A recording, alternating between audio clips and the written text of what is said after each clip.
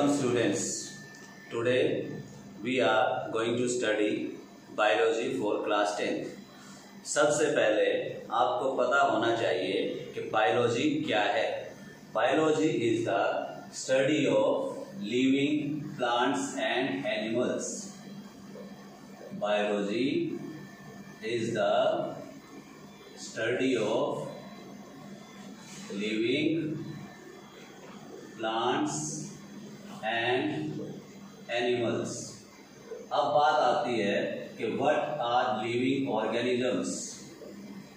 Living organisms अगर हमसे पूछता है कोई तो हम कहते हैं कि विच डू रेस्पिरेशन, जिसको ऑक्सीजन चाहिए, जिसको खाना चाहिए, दैट इज न्यूट्रिशन, जो अपनी बॉडी में सारे सेल्स को न्यूट्रिशन भेज सके, वो प्रोसेस चाहिए, that is called transportation.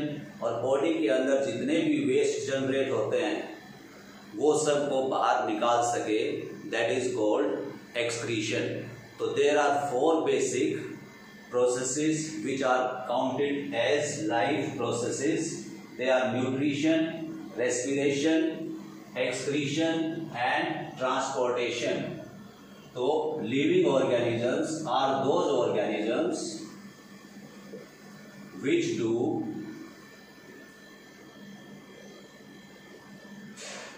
nutrition, respiration, transportation and excretion. जब भी ये प्रोसेस होती हैं तो इनके अंदर, बॉडी के अंदर होने वाली कुछ केमिकल रिएक्शंस जरूरी होती हैं, and those chemical reactions are called metabolism. तो हर ऑर्गेनिज्म में होगा मेटाबॉलिज्म. मेटाबॉलिज्म को हम बोलेंगे sum total of all chemical reactions और activities taking place in an organism. तो जितनी भी केमिकल रिएक्शंस होती हैं बॉडी में, उन सब को कंबाइंड हम बोलते हैं मेटाबॉलिज्म. मेटाबॉलिज्म होता है 2 टाइप का. First is catabolism and second is anabolism. Catabolism में होता है कॉम्प्लेक्स टू सिंपल, और एनाबॉलिज्म में होता है सिंपल टू कॉम्प्लेक्स. अब ये कैसे है? कैटाबॉलिज्म में होता है those reactions due to which complex materials they are broken down into simpler forms. और एनाबॉलिज्म में होता है those reactions in which those simpler forms combine to form a more complex molecules. अब तुम सोचोगे कि तोड़ना है और फिर उसको जोड़ना है तो फायदा क्या है? जनरल सी बात सोचो, हम फूड खाते हैं, प्लांट सोर्सेज का होता है, तो प्लांट्स के जो प्रोटीन्स होते हैं वो हम खाते हैं. उन प्रोटीन्स को ब्रेक करके एमिनो एसिड्स बनती हैं. वो एमिनो एसिड्स मिलके फिर एनिमल प्रोटीन बनाते हैं, क्योंकि प्लांट प्रोटीन और animal proteins they are different but basic constituents are same, which are called amino acids, and amino acids are nitrogenous compounds. तो ये रिएक्शंस होती है बॉडी के अंदर, ये प्रोसेसेस होती हैं nutrition, respiration, transportation and excretion, और तब जाके किसी चीज को हम बोलते हैं कि इट इज लिविंग ऑर्गेनिज्म. अब लिविंग ऑर्गेनिज्म में क्या चीजें और दिखती हैं हमें और क्या चीजें नहीं दिखती हैं? They are called movements. Movements का पता होगा तुम्हें, कोई भी चीज इधर से उधर जाती है, हिलती है, डुलती है, दैट इज कॉल्ड मूवमेंट. अब जैसे एक आदमी अपना हाथ हिलाता है तो दैट इज अ मूवमेंट. चलता है, मूवमेंट. पत्ते हिलते हैं पेड़ के, मूवमेंट. बट बहुत सारी मूवमेंट्स हमारी बॉडी के अंदर होती हैं जो हमें दिखाई नहीं देती। Those movements occur at molecular level, वो हमें पता ही नहीं चलती है। जैसे हमने खाना खाया, डाइजेस्ट होके वो खाना सेल्स में पहुंच रहा है, हमने सांस लिया, ब्रीदिंग की, ऑक्सीजन ट्रेवल करके सारे सेल्स में पहुंच रही है, उन चीजों को हम नहीं देख पाते हैं and they are called invisible movements. तो मूवमेंट्स हो गई तुम्हारी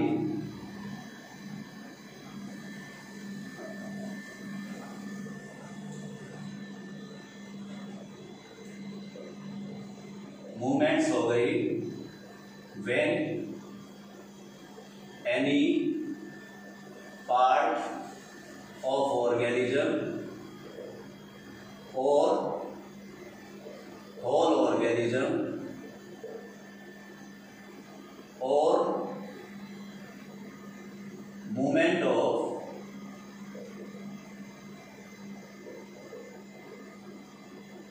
nutrients or oxygen in the body. Means अगर कोई पार्ट हिलता है या पूरा ऑर्गेनिज्म हिलता है दैट इज कॉल्ड मूवमेंट, या न्यूट्रिएंट्स और ऑक्सीजन टाइप के मटेरियल्स या वेस्ट जो बॉडी में ट्रेवल करते हैं इधर से उधर दैट इज कॉल्ड मूवमेंट। अब आती है जो मूवमेंट्स हमारी जो न्यूट्रिएंट्स और ऑक्सीजन की है, दे आर इनविजिबल मूवमेंट्स। तो पहले विजिबल और दूसरी इनविजिबल। विजिबल में हमें दिखती है, अपीयर टू नेकेड आई, जैसे हमारा चलना, पेड़ों का हिलना डुलना। इनविजिबल में can not be seen with naked eyes,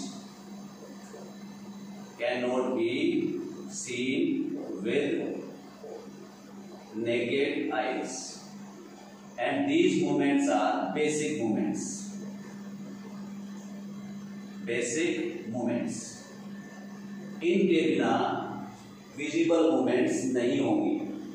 simple सी समझ लो, खाना खाया हमने, खाने से न्यूट्रिएंट्स लिए, न्यूट्रिएंट्स को डाइजेस्ट करके हमारी बॉडी में आई एनर्जी, एनर्जी के कारण ये वाली मूवमेंट्स कर सकते हैं, अदरवाइज ये मूवमेंट्स नहीं कर सकते। तो that's why invisible movements are called basic movements. अब इन बेसिक मूवमेंट्स की नेसेसिटी क्या है? देखो, खाना क्यों खाते हैं हम? To get energy. एनर्जी क्यों चाहिए? For repair and maintenance of the body cells. और क्यों चाहिए? So that our heart can work, our lungs can work and all the body parts they can work properly. That's why we take food, और food से हमें मिलते हैं nutrients.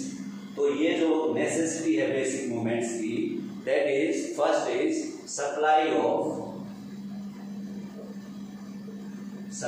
Of energy and nutrients to all parts या cells. Second है removal of waste, removal of waste. अब तुम्हें पता है बॉडी में ढेर सारी बायोकेमिकल रिएक्शंस हैं जिसमें कैटाबॉलिज्म है और एनाबॉलिज्म है। उन रिएक्शंस का कोई बाई प्रोडक्ट्स भी बनते हैं and those by products are toxic in nature. तो उनको हटाना बहुत जरूरी है और वो हटाने का काम करता है हमारा एक्सक्रीटरी सिस्टम।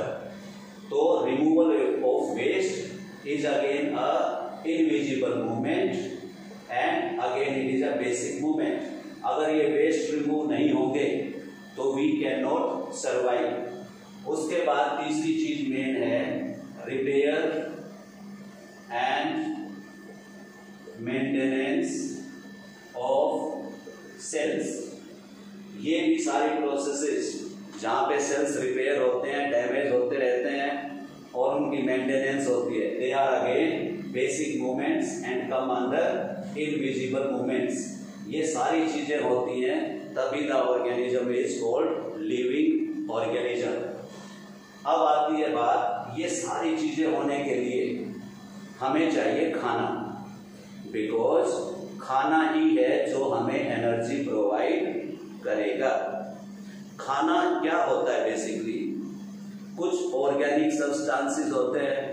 ऑर्गेनिक का मतलब which we get from living plants और एनिमल्स, और कुछ होते हैं इनऑर्गेनिक जो हमें नेचर से मिलते हैं।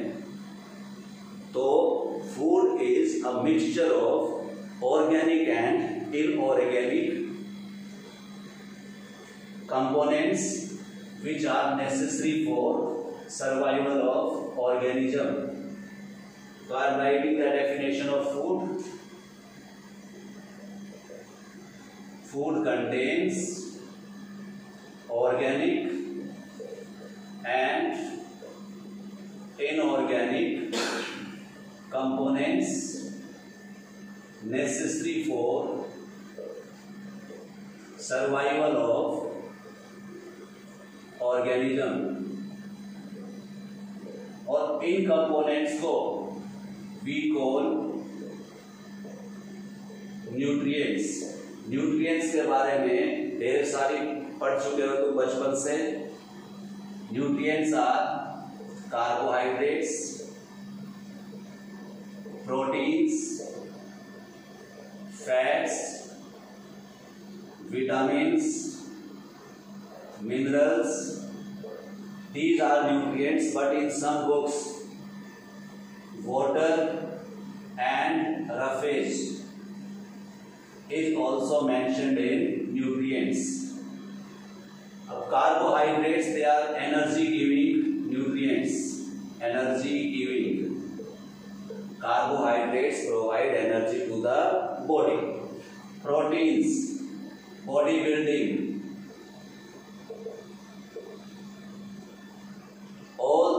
Cells, all the parts of the body, they are made up of different type of proteins.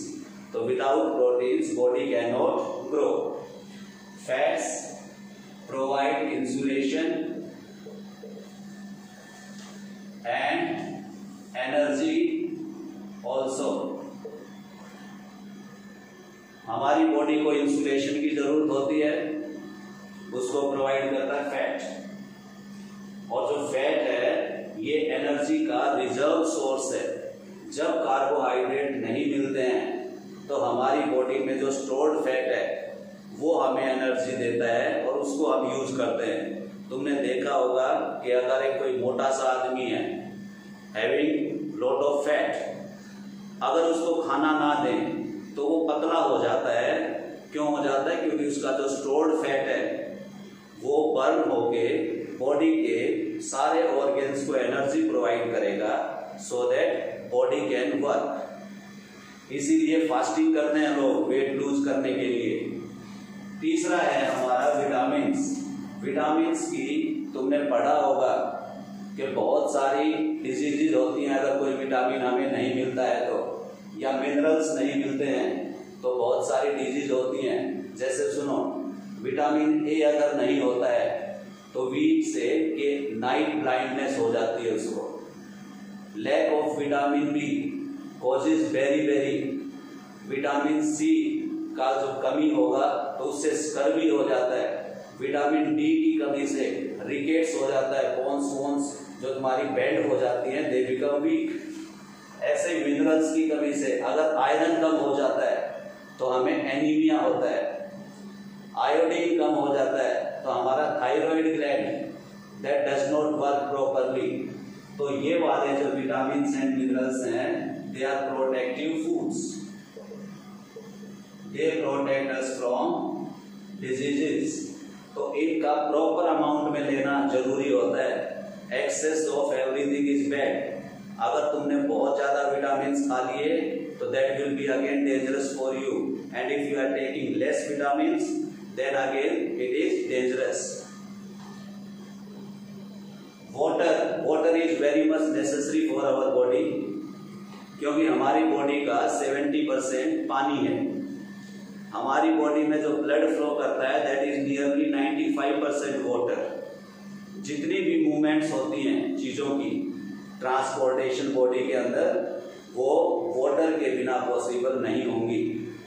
And water is a very universal solvent, ये लगभग हर चीज को अपने अंदर डिजोल्व कर सकता है, इसलिए वाटर हमारे लिए बहुत जरूरी है। और जो रफेज है, रफेज का मतलब है फाइबर्स।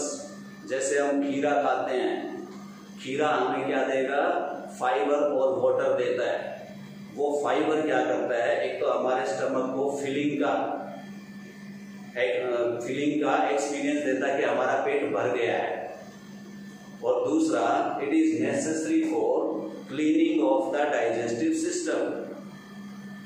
जो शेर होता है, जो हमेशा कार्निवोरस है, हमेशा मीट खाता है दूसरे ऑर्गेनिजम्स का, तो वो भी अपने पेट को साफ करने के लिए, अपने डाइजेस्टिव सिस्टम को साफ करने के लिए कभी कभी घास भी खाता है, क्योंकि जो घास है वो उसको क्या प्रोवाइड करता है, रफेज।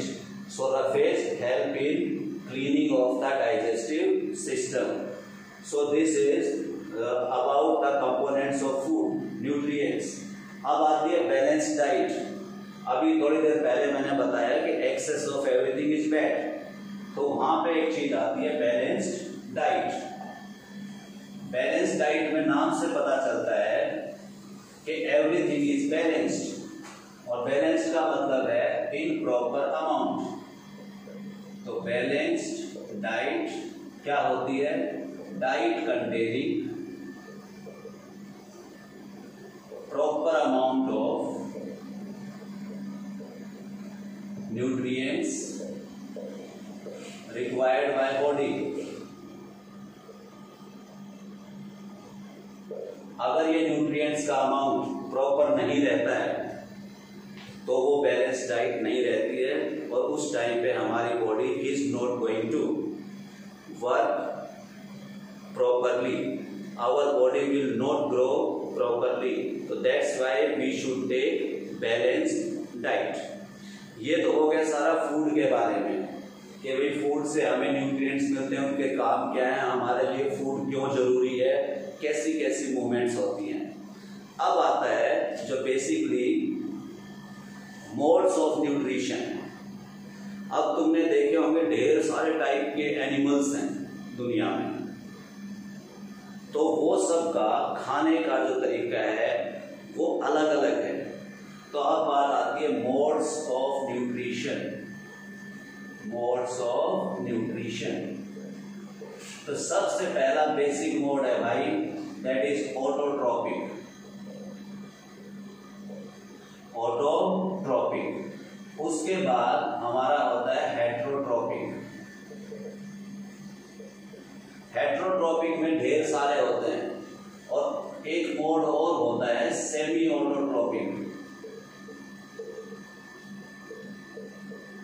इनमें फिर एक जाके डीकंपोजर, जिसको सैप्रोफाइट्स कहते हैं, पैरासाइट्स कहते हैं, but they will be studied in heterotrophic. अब पहले इन तीनों के बारे में बेसिक समझो। Autotrophic are chlorophyll containing plants, they are chlorophyll containing plants, जो क्लोरोफिल की हेल्प से एक प्रोसेस करते हैं विच इज कॉल्ड फोटोसिंथेसिस। और इस फोटोसिंथेसिस में solar energy is converted into chemical energy. ये डिटेल में पढ़ेंगे इसी चैप्टर में थोड़ा सा आगे चल के। अभी हम चल रहे हैं कि ऑटोट्रॉपिक होते क्या हैं, are chlorophyll containing plants which do photosynthesis, और जिससे वो सोलर एनर्जी को केमिकल एनर्जी में स्टोर करते हैं, और उस केमिकल एनर्जी को फिर दूसरे वाले ऑर्गेनिजम्स लेते हैं। कुछ एनर्जी, कुछ केमिकल एनर्जी ना that is used by plant also, तो एक्स्ट्रा वाली होती है वो इसको स्टोर करते हैं, उसको हम दूसरे वाले लेते हैं।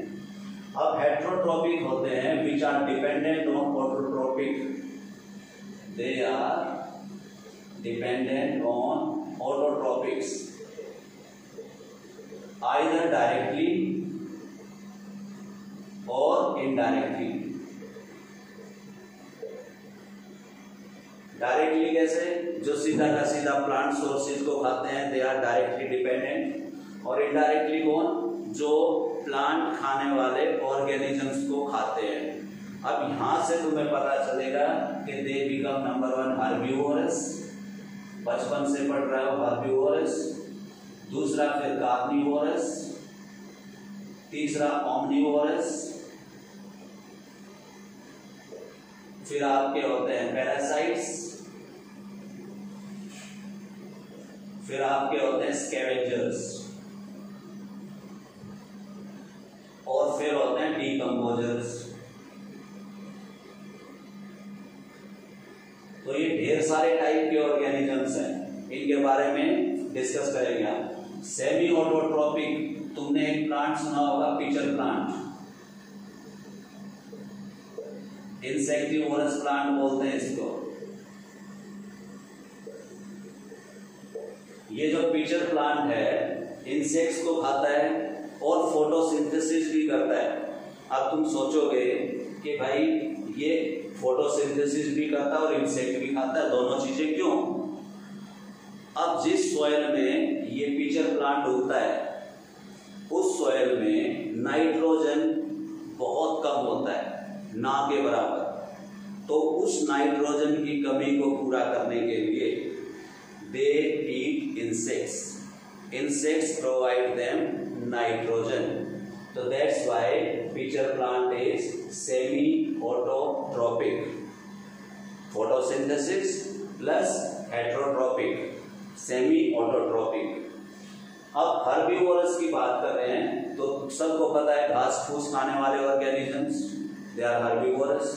कार्निवोरस जो मीट खाते हैं, और ओमनिवोरस जो दोनों खाते हैं। अब जो इंसान है, human being, that is omnivorous. और एक और सोचोगे तुम, एक अमीबा होता है बहुत छोटा सा यूनिसेलुलर ऑर्गेनिजम्स, वो भी ओमनिवोरस है, वो भी एनिमल्स को भी खाता है और प्लांट्स को भी खाता है।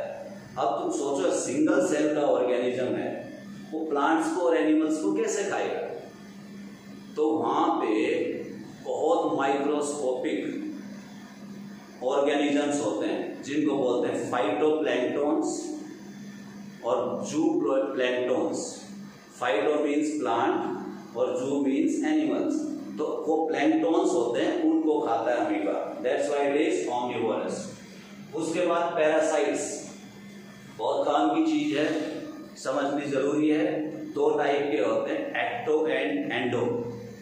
एक्टो का मतलब है they are living on the body of other organisms, और endo living inside the body of other organisms. Ecto में तुमने सुना होगा लाइस, जुएं होती हैं, लीच, जोंक, ये एक्टो पैरासाइट है। और एंडो पैरासाइट जो कहते हैं ना पेट में कीड़े हो गए, they are basically tape worms and round worms, वो होते हैं एंडो पैरासाइट्स। प्लांट्स में भी पैरासाइट होते हैं। एवर हर्ड अबाउट अमरबेल? अमरबेल इज अ प्लांट पैरासाइट, पीले रंग की होती है, सिलेंड्रिकल। उसका बायोलॉजिकल नेम होता है कैस्कुटा। तो कैस्कुटा इज अ प्लांट पैरासाइट, जिस प्लांट पे वो आ जाती है वो प्लांट डेड हो जाता है। ऐसे ही ये जो बाकी पैरासाइट्स एक्टो और एंडो किए हमने, ये सीधा का सीधा ऑर्गेनिज्म की हेल्थ पे असर करते हैं, और वो असर होता है नेगेटिव वाला। अब क्यों होता है सुनो। ऑर्गेनिज्म है वो खाना लेता है, वो उसको डाइजेस्ट करता है, अपनी बॉडी में कैटाबॉलिज्म एनाबॉलिज्म करता है, मेटाबॉलिज्म करता है, तो एनर्जी यूज करता है अपनी।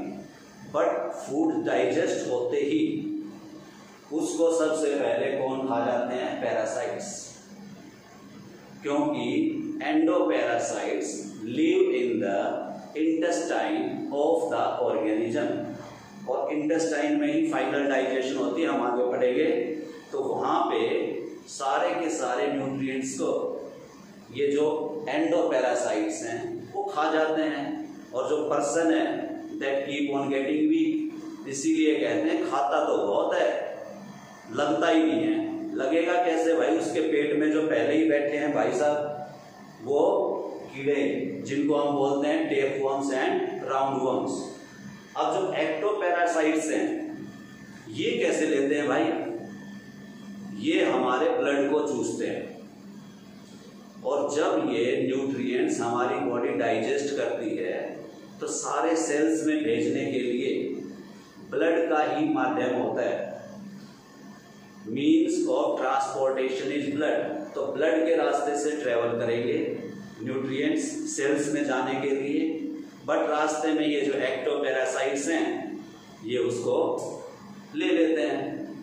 तो पैरासाइट्स नेवर डू डाइजेशन, कभी डाइजेशन नहीं करते हैं। They take the digestive food of the host, digestive food ले लेते हैं। उसके बाद स्कैवेंजर्स हैं। स्कैवेंजर वो होते हैं चील, वल्चर्स वगैरह जो मरे हुए ऑर्गेनिजम्स को खाते हैं, दे आर कॉल्ड स्कैवेंजर्स। उसके बाद डीकम्पोजर्स, जिसका दूसरा नाम है सेप्रोट्रॉप्स। ये जो सेप्रोट्रॉप्स हैं ये एक अलग टाइप के ऑर्गेनिज्म हैं, and they are very much necessary for the system, for the biosphere, for the ecosystems, because they help in circulation of nutrients।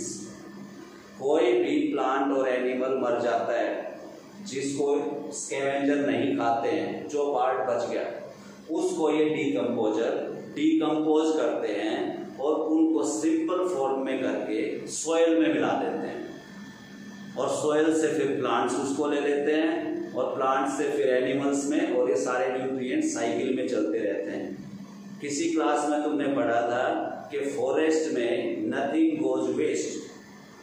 क्यों वेस्ट नहीं होता? क्योंकि जो डीकम्पोजर्स हैं वो सारे न्यूट्रिएंट्स को वापस साइकिल में डाल देते हैं।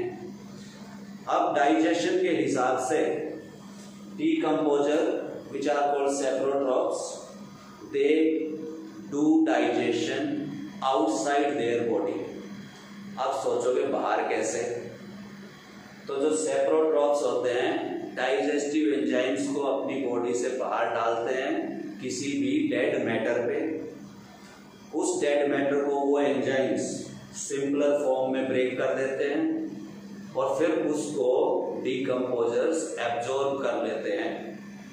तो अब तुमने इस हेट्रोट्रॉप्स में 3 टाइप के ऑर्गेनिज्म देखे जो डाइजेशन करते हैं outside the body, which are called saprotrophs. दूसरे जो parasites, they never do digestion. और तीसरे ये herbivorous, carnivorous, omnivorous, scavengers, they do digestion inside their body. तो इसलिए इनको होलोजोइक भी कहते हैं। These herbivores, carnivorous, omnivorous and scavengers, they are also called holozoic। ये कभी डाइजेशन अंदर नहीं करेंगे, बाहर करेंगे, और ये कहाँ पे करेंगे? कहाँ पे? ये कहीं नहीं करेंगे। Parasites never do digestion। So this is about the organisms which are living on earth, their modes of nutrition, और न्यूट्रिशन क्यों जरूरी होता है। और अगले पार्ट में we will study in detail about photosynthesis। Thank you।